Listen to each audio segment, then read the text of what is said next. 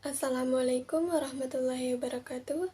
Saya Putri Utami dengan NIM 2721146, Fakultas Tarbiyah dan Keguruan, jurusan Tadris Biologi, kelas 1B.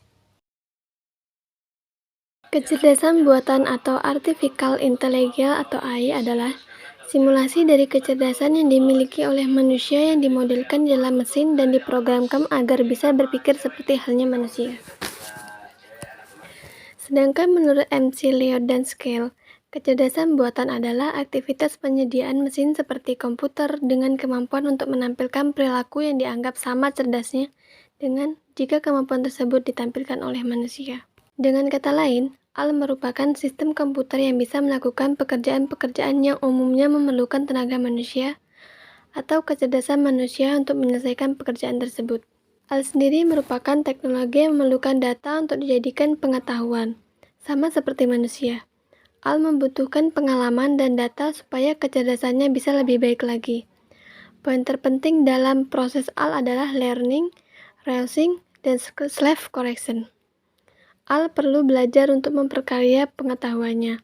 Proses belajar AI pun tidak selalu disuruh oleh manusia, melainkan AI akan belajar dengan sendirinya berdasarkan pengalaman AI saat digunakan oleh manusia. Hal yang cukup menarik dari AI adalah ia mampu memperlakukan self-correction atau mengoreksi diri sendiri.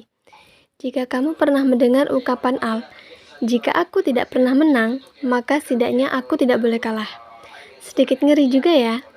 AI memang diprogram untuk itu terus belajar dan membenahi diri sendiri dari kesalahan yang pernah dibuatnya. Salah satu kelebihan AI dibanding manusia adalah AI yang dimiliki oleh AlphaGo adalah manusia hanya dapat bermain satu kali dalam satu waktu. Sedangkan AI bisa memansimulasikan beberapa pertandingan pada satu waktu secara bersamaan. Sehingga proses belajar dan pengalamannya juga bisa lebih banyak dibanding manusia. Hal ini terbukti ketika AlphaGo bermain dengan juara dunia Go pada tahun 2016. Ia bisa menjadi pemenangnya. Secara garis besar, sebuah kecerdasan buatan dapat melakukan salah satu dari keempat faktor berikut. Yang pertama, acting humanly, yaitu sistem yang dapat bertindak layaknya manusia.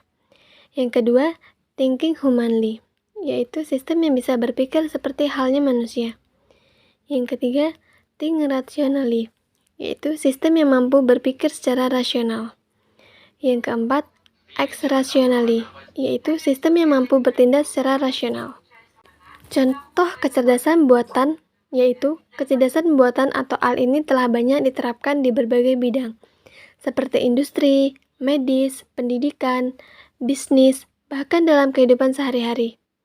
Berikut ini beberapa contoh dari penerapan AI yang bisa kamu jumpai dalam kehidupan sehari-hari. Yang pertama, deepfake Facebook.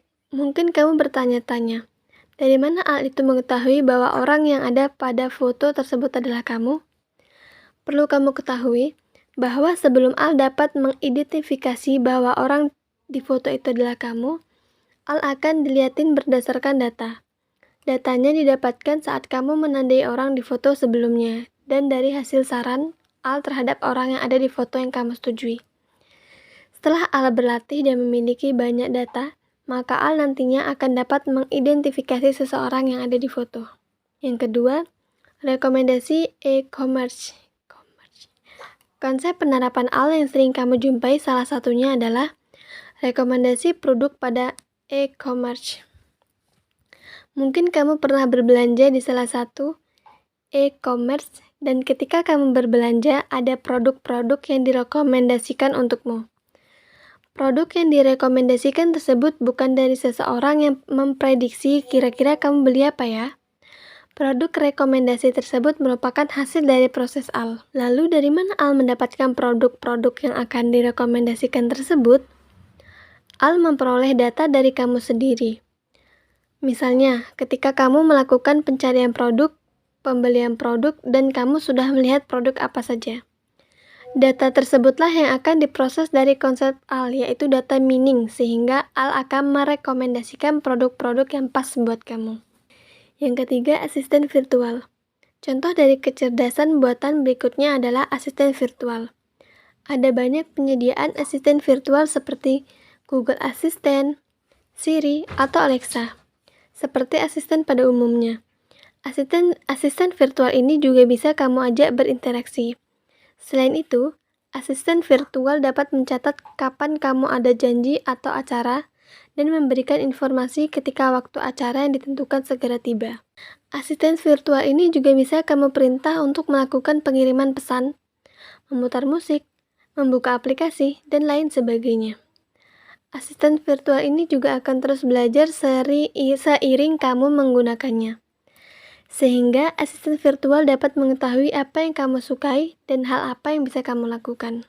Kesimpulannya, penerapan AI banyak mempengaruhi cara kita hidup, berinteraksi, dan meningkatkan pengalaman dan kenyamanan kita. AI terus berkembang dan masih banyak AI yang akan datang di tahun-tahun mendatang. Tentunya, AI yang lebih baik lagi dengan lebih banyak perbaikan, pengembangan, dan penerapannya.